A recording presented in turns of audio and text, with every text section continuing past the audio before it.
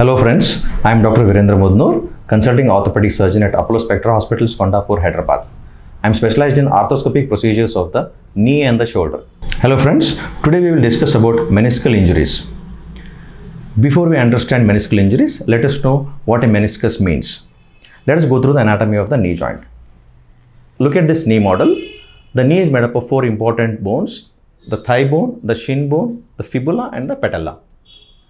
The main articulation is between the thigh bone and the shin bone. Whenever there are two joints formed, the two articulating surfaces are usually covered by a layer of cartilage which is about 6 to 8 millimeters thick. This cartilage reduces the coefficient of friction in the joint. If you look at the joint, this joint, the thigh bone is sitting on the shin bone. Look at the thigh bone, it is split into two condyles. One is the lateral condyle, other is the medial condyle. If you look at the joint surface from the sideways, this looks like a spear.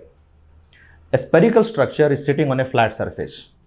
Whenever a spherical structure sits on a flat surface, the point of contact is significant and it will put a lot of pressure on the opposite surface. To reduce this point of contact, we have something called as meniscus for both of these condyles.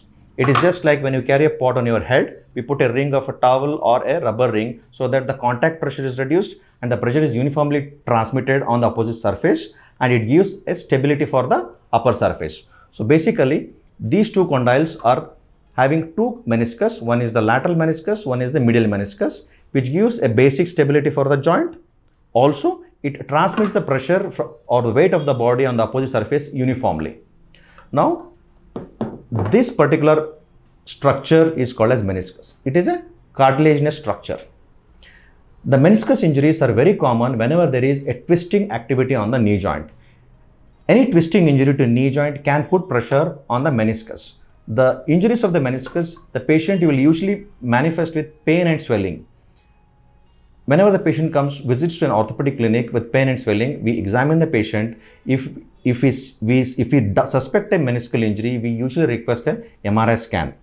On the MRI scan, there is a grading of the meniscus tear from grade 1 to grade 3. Whenever there is a grade 3 injury, it usually requires an intervention. Grade 1 and grade 2 meniscal injuries can be conserved, wherein we give rest, ice fermentation, analgesics, a long knee immobilizer for about 2 to 3 weeks, and then we put them on a rehabilitation. Usually, if the pain will settle down, with good rehab, they'll get back to their normal activity. Patients who suffer with grade 3 meniscal injuries will usually require intervention. Now, depending on the nature of the injury, if it is a small injury, as we look at the meniscus, this is the capsular side of the meniscus, this is towards the center. These tears which are towards the capsule have very good blood supply. These tears will usually be repaired. We always try to preserve the meniscus so that this cushion of meniscus is always there. If there is a complete loss of meniscus, that will lead to progression of arthritis in the joint for nearly about 4 to 5 years earlier than a normal knee. So the goal of the procedure is to preserve the meniscus. Preservation is usually done by repairing a meniscus. We divide the meniscus into three halves. The anterior part or the front part is called as the anterior horn. The posterior part is called as the posterior horn. The middle part is called as the body of the meniscus. Whenever there is an injury to the posterior part of the meniscus, these injuries are not easily accessible for repair. So we have special meniscal repair system which are called as all inside instruments.